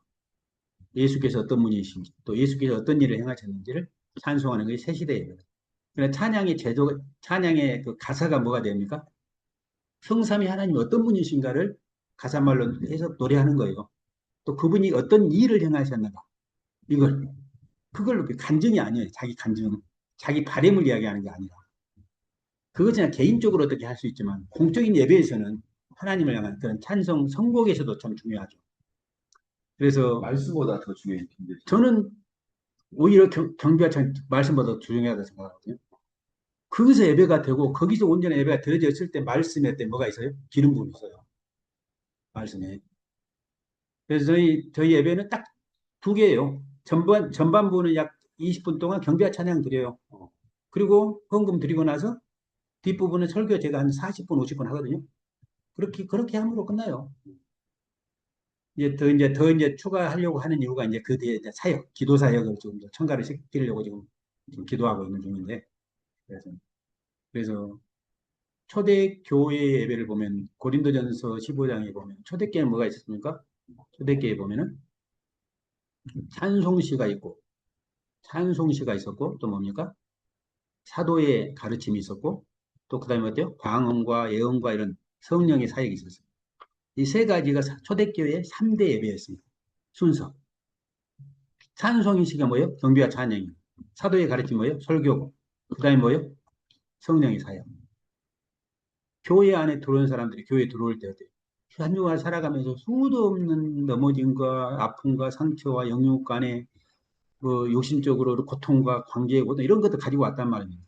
그때 그 치유가 필요하죠. 네. 그때 이런 서로 기도가 필요하고 이런 것들이 필요하죠. 이게. 그것을 우리가 금요일 철야 기도 때만 하게 아니라 부흥회 가서 뭐 하는 게 아니라 매주일 이게 반복이 돼야 된다 생각하거든요. 이런 예배가 회복이 돼야 되죠. 사실. 뭐 그러려면 지금 우리가 제도로 정해져 있는 예배 통해서 예배도 계속 좀 문제가 생겨요. 거리를 벌려. 그게 얽매일 필요가 없죠. 그렇죠. 누가 거기 얽매여 있나? 요즘은 거의 안 얽매여. 요즘은 교회마다 거의 안, 안 순서는 돼. 하지만 네. 어떻든지 이게 충수 다 있잖아요. 할 수도 있지만 찬송도 했고, 기도도 했고, 말씀도 전했고, 다 했잖아요. 다 들어갔는데. 그러니까 그 아침에 버스 1시간, 2시간 그러니까 1시간 거 예배가 안 되죠. 그 안에 막 잡다운 순서가 예, 너무 많고. 한 20분을 써야 된다. 예. 10분, 한 분이 안 되고. 그러니까 이제 묵창기찬, 설기찬, 그동안 그동 예, 교동문도 들어있고, 신앙 예, 고백 보동 대표기도 또 나중에 성가대까지 뭐 있고, 뭐, 특송, 특성, 성가대, 헌금기도, 광고, 헌금. 예, 그러니까 20분 예, 혹시 보고 가면 그렇죠. 예.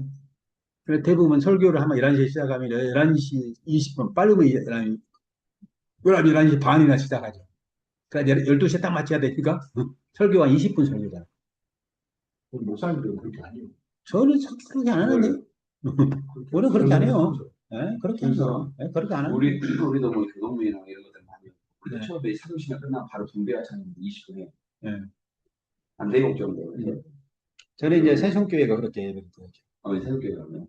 그래서 순서 없이, 그리고 이제 끝나고 바로 대표기도 자연스럽게 이어져요. 아, 그러니까 신앙부에 하고, 하고, 바로 올라가면 저는 같이 신앙고백 하자고 그랬잖아. 꼭 하고 처음에. 그다음 다 같이 우리 사도신경으로 신앙고백 10시간씩 하고 나서 찬양팀 하고 시작하고, 그 다음에 이제 바로 대표기도 하고, 아, 누구냐, 그 뒤에 바로 들어가고. 바로, 뭐 하겠습니다, 뭐 하겠습니다, 이러고. 예. 근데 네, 찬양팀이 참 이제 중요해요. 리더. 그래서 이제 예배팀 리더는 담임 목사님 영성은 못지않은 영성을 가져야 돼요. 목사님, 이게 찬양 리더나 찬양팀이 그만큼 중요해요. 예. 이게 누가 세우냐에 따라서 그럼, 예배의 그 예. 기름 부심 은혜가 다르잖아요. 목숨 걸고 세워야 할 게 리더, 예배팀 리더를 세우는 예배 예배팀을 세우는 거죠. 목사님, 이게 정말 중요해요. 예. 리더가. 가장 중요해요. 목사님이 일주일 동안 살아가듯이 그들도 그렇게 살아가야 돼요.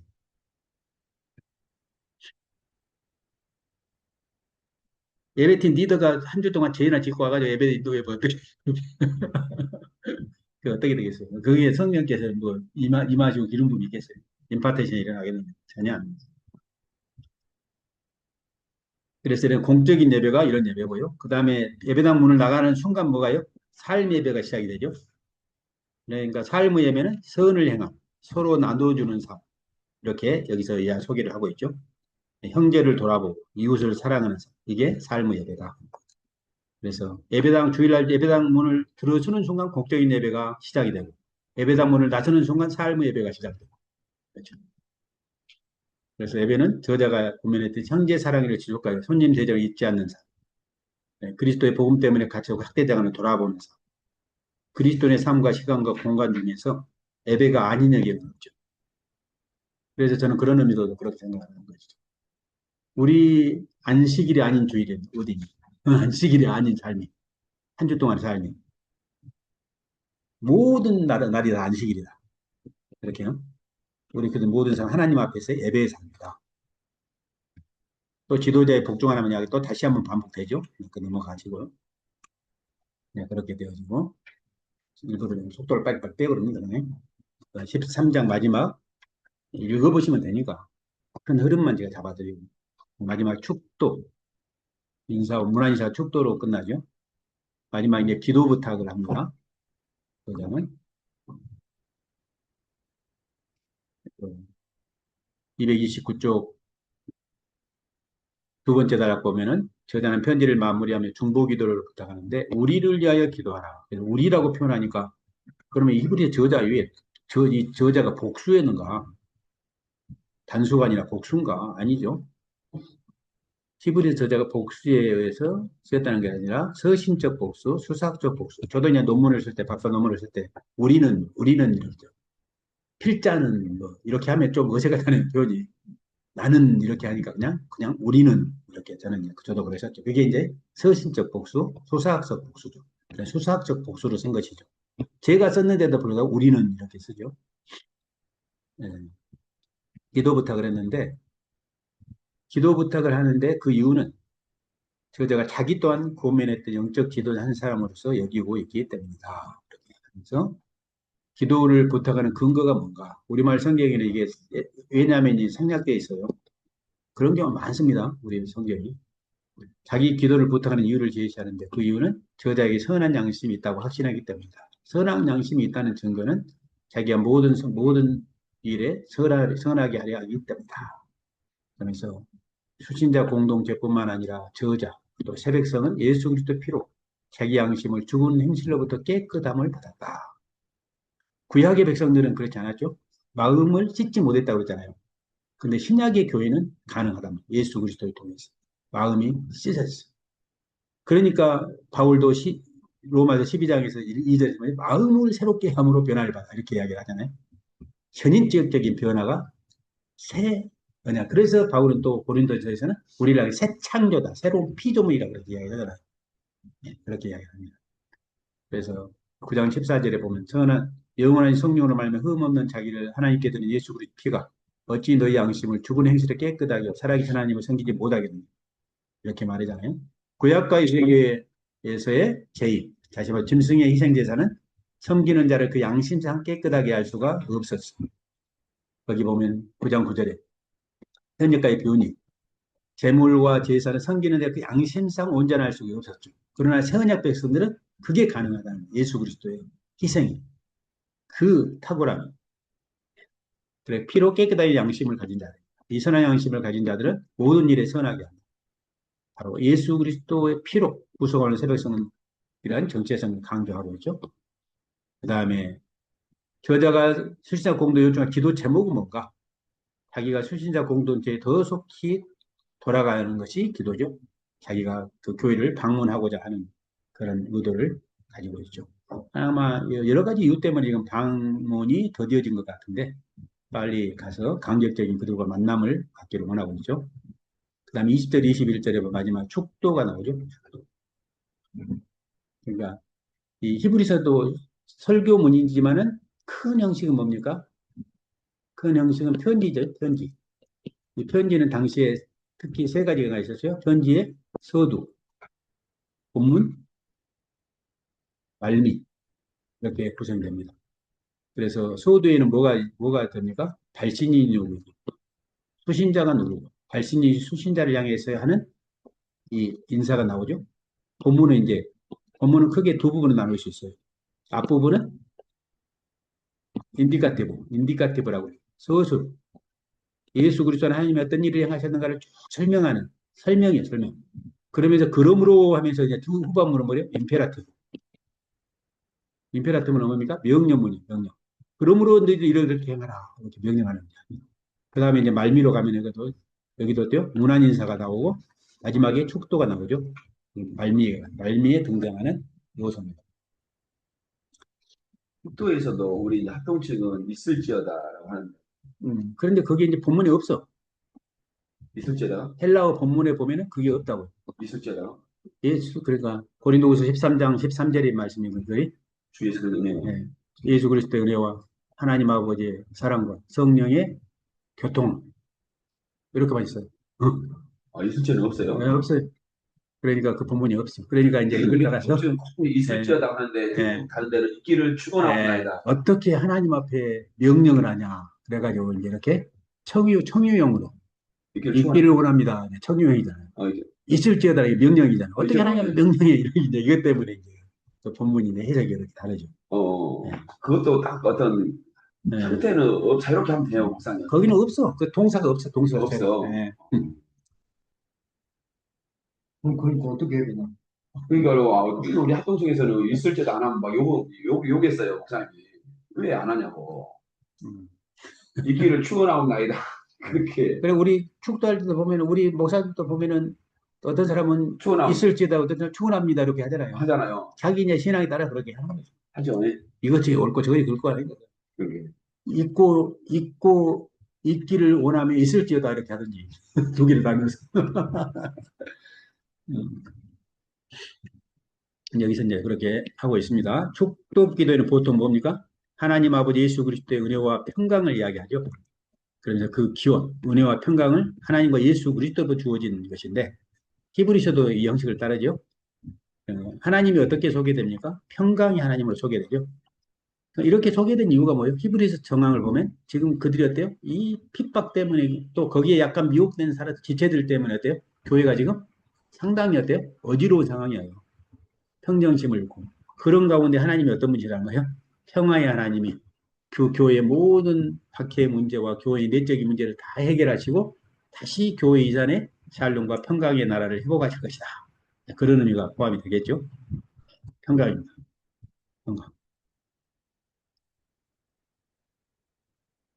그러면서 이제 예수 그리스도는 또 어떤 분이신가? 예수 그리스도 어떤 분인가? 동시에 소개된가? 그분은 왕들의 큰 목자이시다. 이사야 선지자를 인용을 하는데 출애굽 당시 이스라엘 백성을 애굽으로 견인 모세를 가리켜요. 백성의 옛적 모세의 때를 기억하여 백성과 양떼의 목자를 바다에서 올라가게 하시니까 이제 어디 계시냐 이렇게 하죠. 저자는 예수 그리스도를 모세와 유용론적으로 대조시켜요. 타이폴로지, 유용론적, 예표론적으로 이렇게 대조를 하죠. 그래서 모세가 이스라엘 백성을 애굽의 압제와 포로로부터 해방한 목자라면 우리의 목자장 되신 예수 그리스도 그분은 양들의 큰 목자시다. 이렇게 대리를 하고 있죠. 저자는 특별히 여기다 뭐요? 수식어 뭘 붙입니까? 큰이라는 수식어를 붙이고 있죠. 모세보다 더 크신 분이시다. 그거는 새로운 모세죠. 모세보다 더 큰 목자장 되심을 강조를 합니다. 히브리서의 강조예요, 이게. 그래서 구약과 유대교에 돌아와 회유하며 핍박하는 유대인들로부터 교회를 지키고 보호해야 하실 큰 목장장이시다. 그분이 목자 모세보다 뛰어난 이유는 그분이 영원한 언약의 피로 옛언약을 폐하시고 새 언약을 세우시고 사망 고초를 끝에 부활 승리하게 하셨기 때문이다. 모세를 비롯하여 구약과 유대교에서 예수보다 더 위대한 일을 한 목자는 없다. 주 예수를 죽은 자 가운데 건져내신 평강의 하나님 영원토록 영광을 받으시 합당한 분이시다. 이렇게 이야기합니다. 저자는 평강의 하나님과 양들의 목자장이신 예수께서 출신자 공동체 어떤 일을 이루시기를 원하시는 그 모든 일에 교회를 온전하게 하소서. 이렇게 하죠. 교회로 하나님의 뜻을 행하게 하소서. 하나님 앞에 즐거운 것을 예수 그리스도로 말미암아 교회 가운데 행하소서. 이렇게 원합니다. 그러니까 원래의 건강한 교회의 모습으로 히브리서를 받는 교회가 회복되기를 이렇게 소망하는 문화를 담고 있습니다. 그래서 원래 순서를 하면 무엇보다 나옵니까? 이 축복보다 문화인사가 먼저 나오는데 축도가 먼저 나오죠. 축도인데 그 중에서 뭐예요? 뭘 더 먼저입니까? 평강을 먼저 이야기죠. 은혜와 평강을 이야기하는데 평강을 이야기하고 나서 그 다음에 22절부터 25절에 보면 문안인사를 하죠. 쭉 문안인사를 합니다. 그리고 나서 어때요? 다시 마지막에 축도로 이렇게 마무리를 하고 있죠. 그러면서 이 마무리 축도는 어디에 초점을 맞춰요? 은혜에다 초점을 맞추고 있죠. 은혜. 앞에서 평강을 언급했기 때문에 그런지 은혜에 이렇게 은혜가 있기를 원한다. 이렇게 하고 있습니다. 이 부분은